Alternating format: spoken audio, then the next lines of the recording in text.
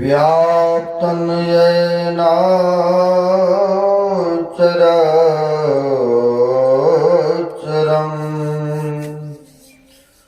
तत्पदं दर्शितं येन तस्मै श्री गुरुवे नमः। परम गुरुवे नमः। परापर गुरुवे नमः। परमात्मा गुरुवे नमः। आत्मा गुरुवे नमः। आदि गुरुदेव अनादि गुरुदेव अनंत गुरुदेव अखिल गुरुदेव चरण गुरुदेव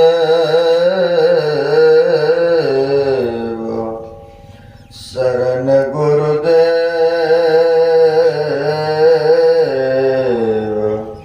श्री गुरु महाराज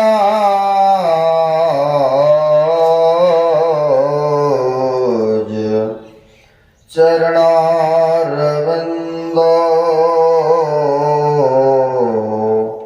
नमो नमस्तुते। श्री गुरु महाराज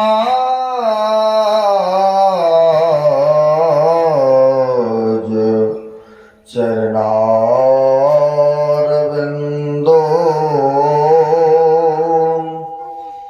नमो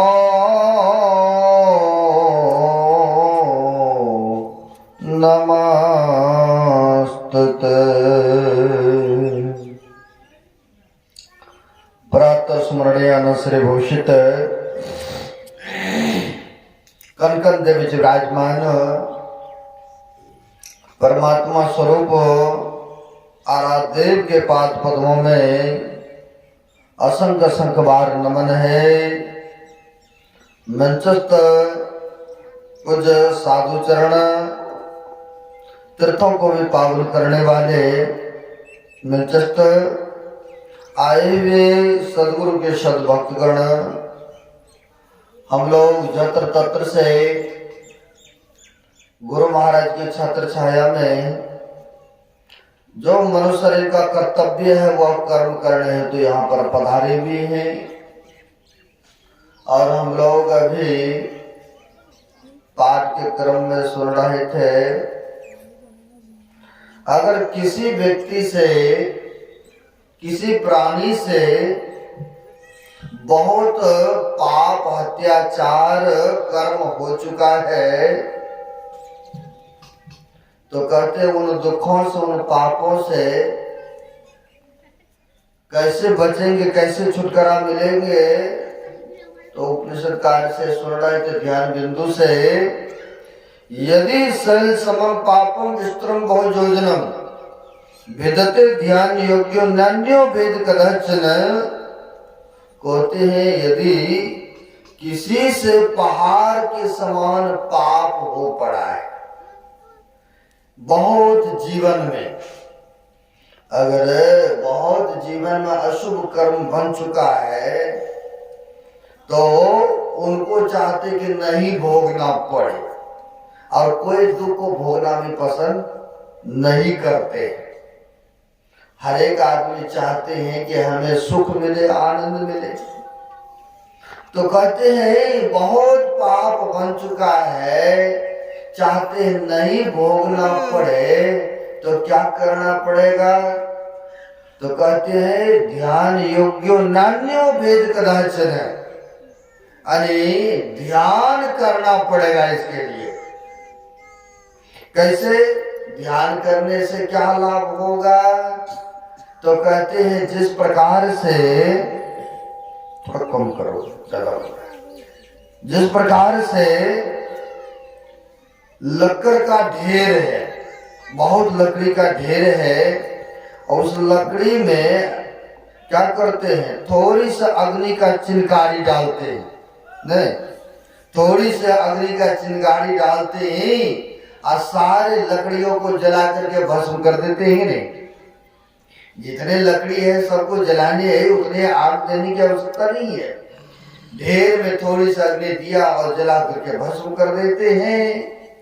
ठीक उसी प्रकार से संत महापुरुषों से युक्ति लेकर के, भेद लेकर के जब ध्यान करेंगे तो कैसे है, इसी ध्यान से, इसी जप सुमरण के द्वारा वह पाप ताप से रहित हो सकते हैं, उन आपदाओं से बच सकते हैं, दुखों को भुगतने से बच सकते हैं। अन्यथा कहते हैं यह धामों वो तीर्थों में जाने से वह पाप ताप से रहित नहीं हो सकता है। लोग सोचते हैं मैंने चलो जीवन में बहुत अशुभ काम हुआ है, चलते हैं वो तीर्थों में, वो धामों में, यह एक पाप हुआ है तो दो पुण्य कर लेते हैं, किसी मंदिर में जाके दान कर देते हैं, किसी गरीब लड़कियों का विवाह कराते हैं, रोगियों को दवाई दे देते हैं, तो सोचते हैं हमने तो पुण्य काम कर दिए, और जो हमसे पाप और शुभ कर्म बना था वो खत्म हो गए, कट गए, 2 में 2 दिया तो 0 बच गए, यानी खत्म हो गए। लेकिन जोर घटा वाली बातें यहाँ पर नहीं हुआ करते हैं, है ना। तो कहते हैं महापुरुष ठीक है, सत्कर्मों का आपने किए हैं, उसका अलग फल मिलेगा आपके लिए, है, अशुभ कर्म है तो इसके लिए अलग हिसाब किताबें हैं। तो हम लोगों को ध्यान कैसे करना है, कैसे उस परमपिता परमात्मा को जानेंगे, और ध्यान करने से लाभ क्या होता है। तो कहते हैं एक महापुरुष ने जिस प्रकार से दूध को मथते हैं, दही को मथते हैं, तो क्या ही करता है, तो घी करता है ना, नहीं। दूसरे प्रकार से हम लोगों को जो मानस जप, मानस ध्यान, दृष्टि योग की क्रिया बताए, मथानी करने के लिए बताए, कहा है जिमी दूध के मथन से घी निकसत है जतन से, तिमी ध्यान के लगन से पार ब्रह्म ले निहारा है। बोलते ही जैसे विश्वास तो है कि दूध में घी है, दूध में घृत है, लेकिन कोई चाहेंगे कि हम दूध से ही पूरी बना ले, मेवा मिष्ठान बना ले, संभव है क्या? कोई भी स्वीकृति नहीं दे सकते हैं, और कोई नहीं बना भी दे सकते हैं, तो फिर करना क्या है? तो कहते हैं हम लोगों को विश्वास भी है कि दूध में घृत है, और उसके लिए प्रयत्न करते हैं, और जब प्रयत्न करके दूध से घी को अलग कर लेते हैं तो देखिए फिर मेवा मिष्ठान सब कुछ बना लेते हैं, पुड़िया भी बना लेते हैं। उसी प्रकार से कहते तिमी ध्यान के लगन से पार ब्रह्म ले निहारा है। अन्यथा कहते हैं यहाँ वहां जाने से वह परमपिता परमात्मा के दर्शन नहीं होंगे। जिन्होंने ध्यान किया, जितने महापुरुष हुए हैं सबों ने ध्यान किए हैं, और तभी वह पार परमात्मा को देखे हैं। हमारे गुरु महाराज ये जो परंपराएं चलाए, कहीं महीनों दिन का ध्यान होते हैं, कहीं 15 दिन का ध्यान होते हैं, कहीं सप्ताह दिन का ध्यान होते हैं। हमारे गुरुदेव ने ये चलाए हैं परंपराएं। तो जिस समय गुरु महाराज सो शरीर में थे, उस समय गुरु महाराज ने भी ध्यान के शिविर रखे थे भागलपुर कुप्पाघाट में।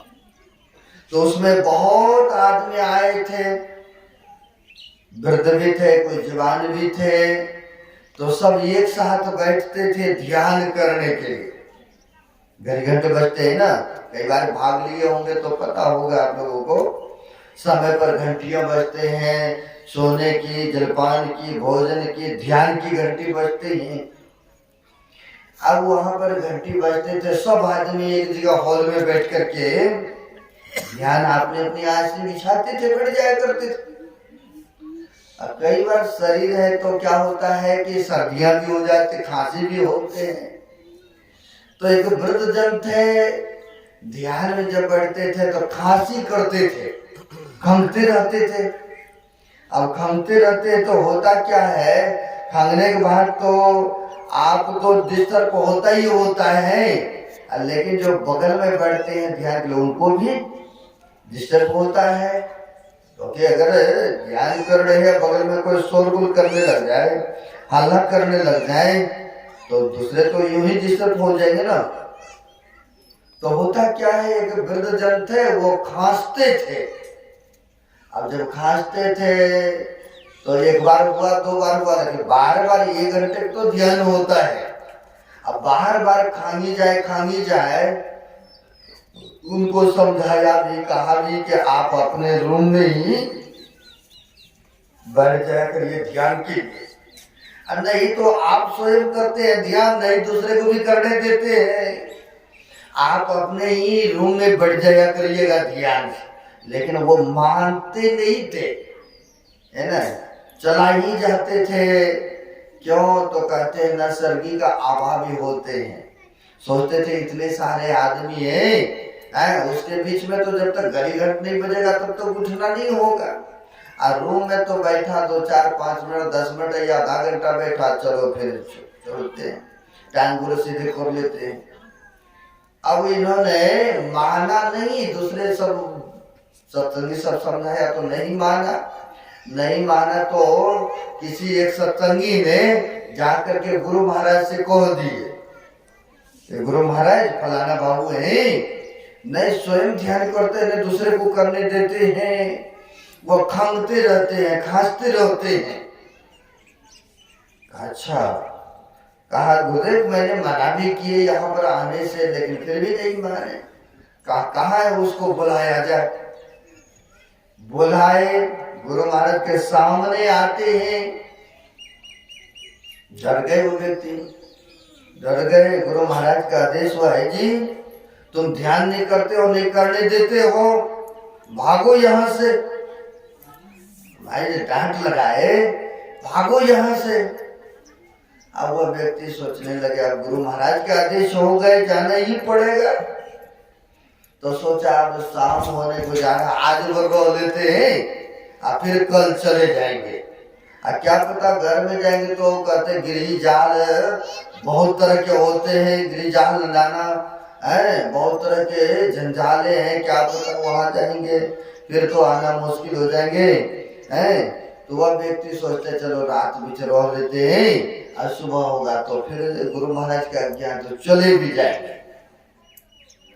लो जी, वह व्यक्ति फिर शाम के टाइम घड़ी घंटे बजते हैं, फिर 3 बजे बजते हैं, फिर 5 बजे बजते हैं, और फिर भी वो आते रहे। और जब आते रहे ध्यान पर बैठने लग गए, और जब बैठने लग गए फिर वो खांगने नहीं लगे, फिर खांसते नहीं है, फिर शांत होकर के चुप करके बैठते हैं। जब भी बैठे, जितने समय बैठते रहे, चुप करके बैठते रहे, फिर ठीक ठाक हो गए।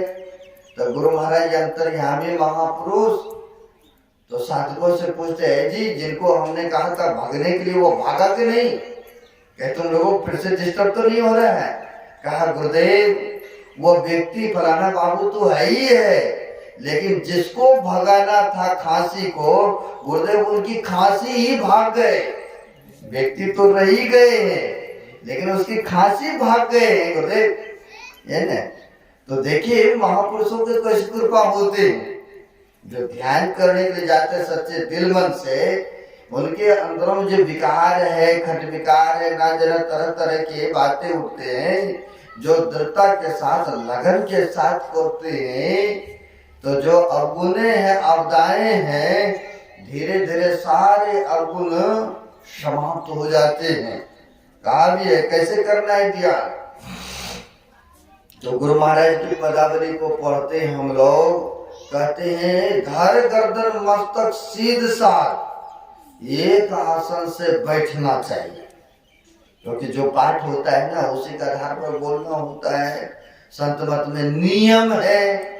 तो कहते ध्यान कैसे करेंगे, आपको जिस आसन से आनंद मिले, सुख मिले, कई आसन है, उपरूआसन है, सुखासन है, मुर्दासन है, वज्रासन है।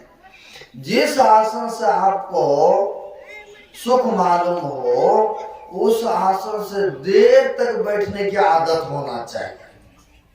यह नहीं बैठे और उठ गए, इसमें मन समेट में नहीं आएंगे। तो कहते हैं महापुरुष धर गर्दन मस्तक सीध साध, एक आसन से देर तक बैठने के आदत होना चाहिए, है ना। अब बैठ भी गए फिर करना क्या है, तो कहते हैं धर गर्दन मस्तक सीध साध आसन आसना। अब बैठ के चकुमुको इष्ट मानस जब ध्यान, तो कहते बैठ गए फिर करना क्या है, तो प्रेम नेम सो, कहते एक नाम का जप करो। ये नहीं केवल आंख बंद करके बैठ गए और अंदर में कुछ नहीं कर रहे हैं, ऐसा नहीं। बैठे अच्छी बात है, जो गुरु से जुक्ति ले लिए हैं, तो कहते एक आसन से बैठो और मने मन जप करो। जो मानस जप करने की प्रक्रिया बताए, मने मन जप करो। गुरु महाराज ने 3 प्रकार से जप की प्रक्रिया बताई। एक होता है वाचिक जप, जो बोल बोल के लोग जपते हैं, है ना, लेकिन उनमें से कई गुना लाभ, कई गुना फायदा उपांशु जप में होते हैं। उपांशु जप में जैसे आपके थोड़े हिल रहा है, जबियाई बोल रहे हैं, लेकिन आप ही सुन रहे, तीसरा व्यक्ति नहीं सुन रहा है, दूसरा। जैसे किसी से कोई वार्तालाप करना होता है, किसी को कोई गुप्त बात कहना होता तो कान में जाके कहते हैं, बगल वाला भी नहीं सुन पाते। तो उसी प्रकार से कहते हैं, दूसरे प्रकार के है उपांशु जप, केवल आपकी जिब्याई हिल रहा है, थोड़े पटपटा रहा है, लेकिन दूसरे व्यक्ति नहीं सुनते हैं। तीसरा प्रकार के कहते हैं मानस जप करने के लिए मनोमय करना है। जैसे अपने अपने घर को छोड़ करके आए हैं, पंडाल में बैठे हैं, रात्रि में अगर हम अभी का रात्रि का दृश्य आपको दिखाना चाहेंगे, रात में कहाँ सोए थे, रात में क्या भोजन किए थे। आप तो बैठे हैं पंडाल में, लेकिन देखने वाला देख रहा है कि नहीं कि हम रात में कहाँ सो रहे थे, क्या खाए थे, सब देख रहे हैं। नहीं, वीडियो लाने बिल्कुल सत्य वचन है, क्योंकि आपके मानस दृष्टि मानस ख्याल चले गए वहां पर हैं। बेशक आप यहाँ बैठे हैं, लेकिन देखने वाला देख रहा है। उसी प्रकार से कहते हैं ख्याल से जपना है, मन से जपना है, लेकिन जपने तो बैठते हैं, मन भाग भी जाता है। मन का काम है भागना, आपका कौन काम है लौटाना। गुरु महाराज ने पदावली में कहा है, जहाँ जहाँ मन भाग जाए ताही ताही से तत्क्षण फेरी फेरी ले आए, लाए धाय में यापन। कहते हैं मन का काम है भागना और आपका काम है लौटाना। और लौटा रहे हैं, लगा रहे हैं, तो फिर क्या होगा, तो गुरु महाराज की वाणी को सुनते हैं, प्रेम नेम सो जपत जपत मन शुद्ध हो। कहते हैं इसी मंत्र को जपने से, गुरु रूप का ध्यान करने से आपका यह अंतःकरण शुद्ध होगा, पवित्र होगा, है ना। अन्यथा कोई ऐसा धाम नहीं है, कोई ऐसा तीर्थ नहीं है, कोई ऐसा केमिकल नहीं बना है जिसे खाया और अंतःकरण पवित्र हो गए। कहते हैं अगर कुछ है तो गुरु का मंत्र है, उसी को जपेंगे, ध्यान पर बैठेंगे, तो इसी के माध्यम से, इसी के द्वारा आपके अंतःकरण पवित्र होगा, है ना। इसी के माध्यम से अंतःकरण पवित्र होगा। अन्यथा कोई ऐसा केमिकल नहीं बना, खाया और अंतःकरण शुद्ध हो गए, कहते नहीं, ऐसा नहीं है। तो करना क्या है, तो कहते प्रेम नेम सो जपत जपत मन शुद्ध हो। अरे हाँ रे मैं ये और आगे को कहूँ सुनो चित देकर, कहते हैं और आगे को कहूँ सुनो चित देकर। तो क्या करना है और आगे, तो कहते हैं दृष्टि योग करने की प्रक्रिया बताए हैं महापुरुषों ने, दृष्टि योग क्रिया करने के बताए हैं। दोनों दृष्टि धारों को जोड़ने के लिए कैसे जोड़ेंगे, कहाँ देखना है, तो जो युक्ति जानते हैं दृष्टि योग के साधन करते। जैसे दोनों दृष्टि के धार जुड़ते हैं वैसे अंतःकरण में प्रकाश हो जाते हैं। और जिसके अंतःकरण में प्रकाश हो गए वो बैठे बैठे संसार के दृश्यों को, तमाशा को देखते हैं, जिसको कहते हैं तीसरा नेत्र, दृष्टि, शुभ नेत्र भी कहते हैं। तो कैसे होगा, तो कहते हैं अंदर में प्रवेश करने से होता है, ध्यान करने से होता है ना।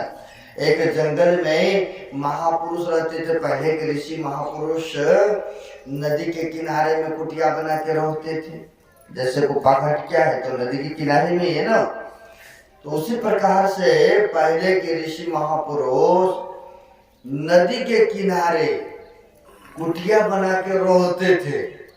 और जब स्नान करना हुआ तो गंगा जी में चले जाते थे स्नान करने, हैं। और फिर आया भजन ध्यान सुमरण करने लग गए।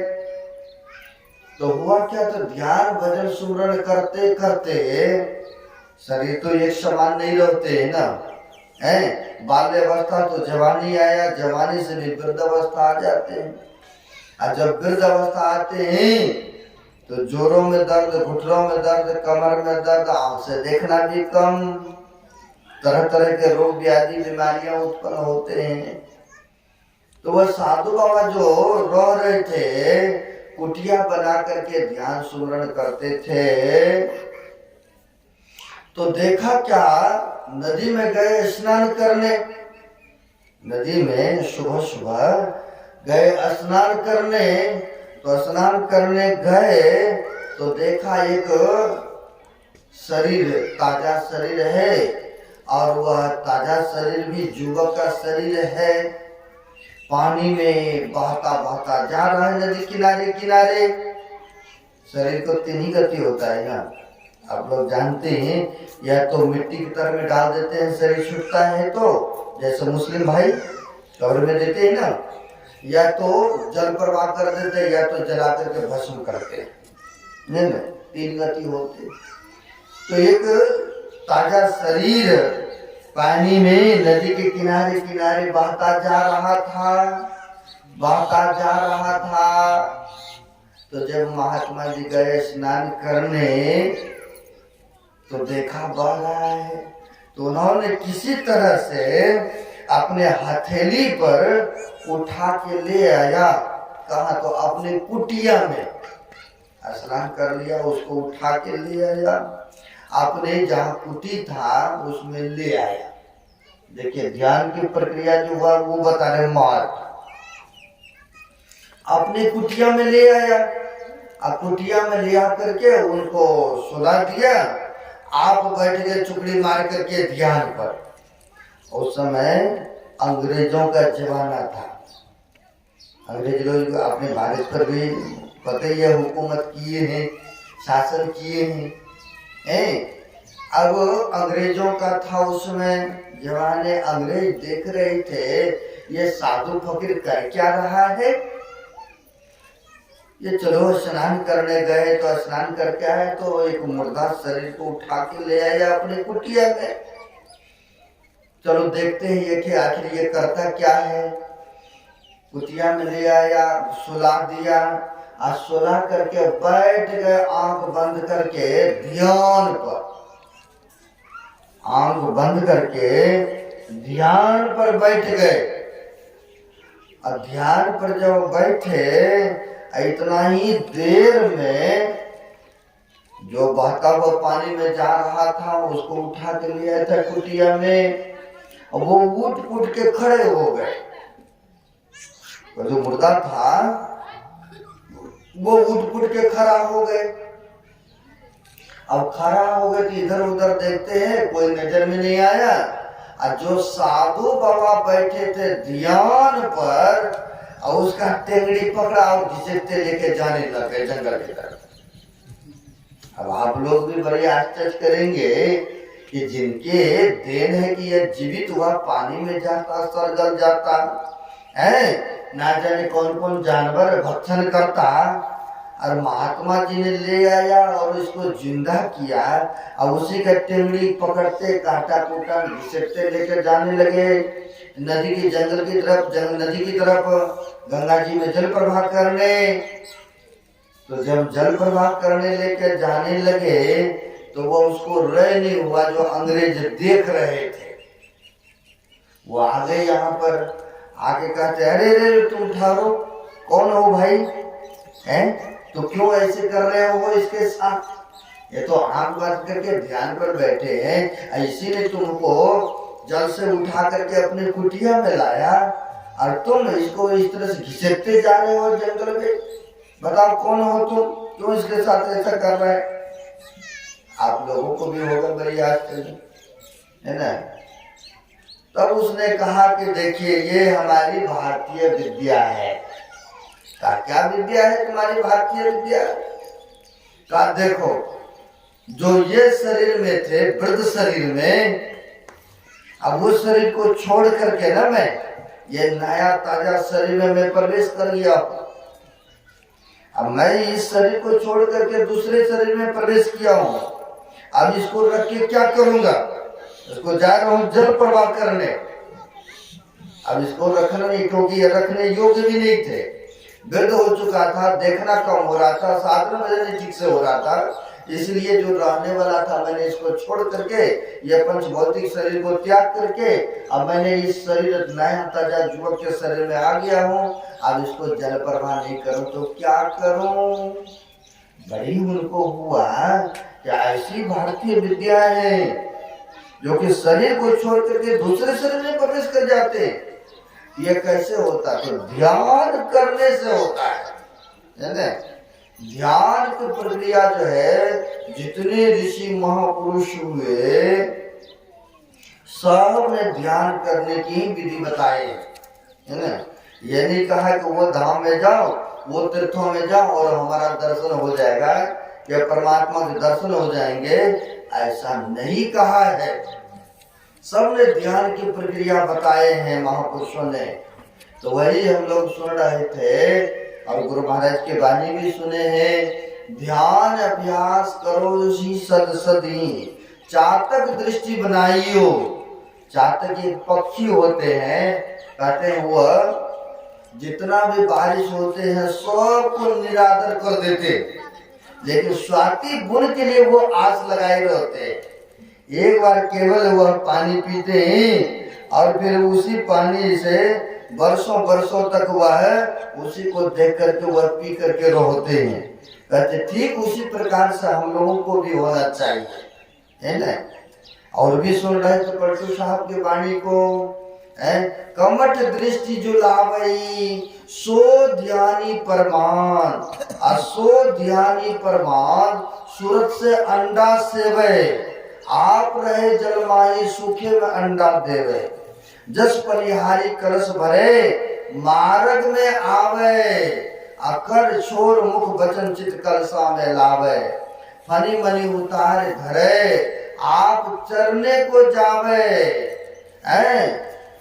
फनी मनी उतार घरे आप चरने को जावे, वह गाफिल ना परे, असुरत मनी माही रहावे, पलटू सब कारज करे, सूरत रहे अलगान, कमठ दृष्टि लावे सो ध्यानी परमान। अब इसका उदाहरण भी बताते हैं। जैसे कछुई देखिए अंडा देते हैं कहीं, रहते हैं कहीं, लेकिन वह सूरत से अपना अंडा को सेकते रहते, ख्याल उसी को लगे रहते हैं, है ना। कछली पानी में रहती है लेकिन वह सूखे में अंडा दिया करते हैं, लेकिन ख्याल उसी पर लगा रहता है ना। और भी उदाहरण दिए हैं। पहले के जमाने में माई दाई पानी लाया करते थे, एक मटका सिर पर, एक कमर पर, और हाथ भी एक छोड़ करके ऐसे, और बड़ी दोनों हाथ से पकड़े भी हैं, लेकिन मटका जो है सिर पर उसको पकड़ते नहीं थे। कई बार आप लोग एक नाच हुआ करते थे खेल तमाशा वाले, सिर पर लेकर के कई घड़े ऐसे खेल तमाशा दिखाते थे, अब पकड़ते उकड़ते नहीं थे, है ना। और उसका ख्याल रहते थे उसी पर। कहते ठीक उसी तरह से जस पनिहारी कलश भरे मार्ग में आवे, अकर छोर चित कलशा में लावे। यानी अंदर से उनकी उस कलश पर ख्याल टिके हुए हैं। कर छोर यानी हाथ छोड़ करके गप्पा सप्पा करते जा रहे, लेकिन ख्याल से वो घड़ा को लेके जा रही हैं। उसी प्रकार से हम लोगों को बताते हैं, संसार तो काम करते रहना है, लेकिन आसक्तिहीन रह के कर्म करने के लिए कहते हैं। जो आसक्ति छोड़ के कर्म करते हैं तो देखिए फिर उनको लाभ होते हैं। और भी उदाहरण देते हैं, जैसे सर्प सांप जिसको कहते हैं, सांप अपने मणि को रोक देते हैं और फिर चारा करने के लिए यहाँ वहां जाते हैं, लेकिन सूरत मणि मां ही रहावे। वह सर्प का मणि पर ही ख्याल रहते, और रोशनी वो मणि रखा निकाल के, कीड़े आने लगे जंगल में उस जगह मणि के प्रकाश में, वो खाने लगे, और खाने लगे तो ख्याल भी है कि मैंने मणि रखा हुआ, उसका ख्याल वहीं पर है, चारा भी कर रहे हैं और ख्याल भी है। उसी प्रकार से हम लोगों को भी कहते हैं, यह हाथ पैर से सब काम करना है संसार के, क्योंकि आपके ऊपर उत्तरदायी है, जिम्मेवारी है। लेकिन यह अंतःकरण से जप में मन को लगा रखना है, सुमरण करते रहना है, महापुरुषों के स्वरूप का चिंतन मनन करते रहना है ना। उदाहरण में देते हैं, सूरत मणि मां ही रहावे। हाथ पर से काम करते आपका ख्याल होना चाहिए वहाँ, है ना, कि हमें माने जप करना है, माने ध्यान करना है, कोई आध्यात्मिक भजन को गुणगान करना है। तो वही कहते हैं, पलटू सब कारज करे सूरत रहे अलगान।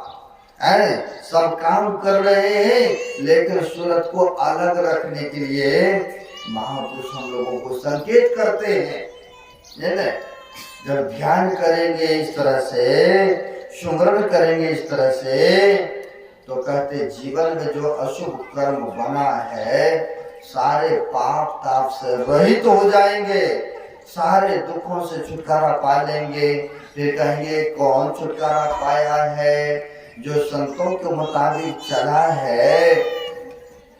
आप जानते होंगे रत्नाकर के बारे में, उन्होंने भी संत महापुरुषों से युक्ति लिया, ध्यान किया, सारे पाप ताप से रहित हो गए कि नहीं।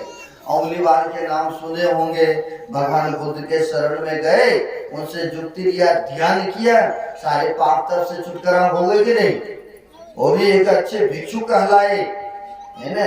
ये ध्यान की प्रक्रिया परंपरा होता चला आया, वही क्रिया हम लोगों को सदगुरुदेव ने यह बताए हैं ध्यान करने के लिए, कहीं बाहर भ्रमण करने के लिए नहीं बताए। वह तीर्थों में जाओ, वो धामों में जाओ, लोग जाते भी हैं बहुत पुण्य के ख्याल से, लेकिन जाते तो हैं, और जब वह तीर्थों से आते हैं अपने घर को, तो फिर से वही काम करते हैं जो करते रहते थे पहले। क्या काम? तीर्थों में गए, मंदिरों में गए, या कैलाश पर्वत पर गए, स्नान करके आए, दर्शन करके आए। जो पहले गर्दा खाते थे और फिर वही खाना शुरू कर दिए घर में। जो मीट मच्छी खाते थे वो धामों में वो तीर्थों में गए और फिर आए वही खाना प्रारंभ कर दिए हैं। गंगा जी में स्नान करके आए और फिर से घर में कलह कलेश करते थे, ना जाने दूसरे को चुगली निंदा करते थे और फिर से वही काम करना शुरू कर दिए। तो फायदा हुआ क्या?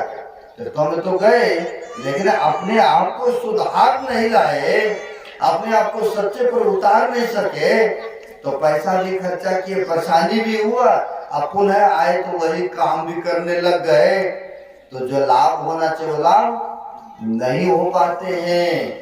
लेकिन महापुरुष के चरण में आते हैं, ध्यान सुमरण करते हैं, तो इससे लाभ हो जाता है। इसलिए महापुरुष ने कहा है, संत शरण जो जन परे सो जन उद्धरण हार, यानी संतों के चरण में जो आ जाते हैं उनका उद्धार हो जाता है, कल्याण हो जाता है। आगे नहीं करूंगा, 10:15 बज चुके हैं।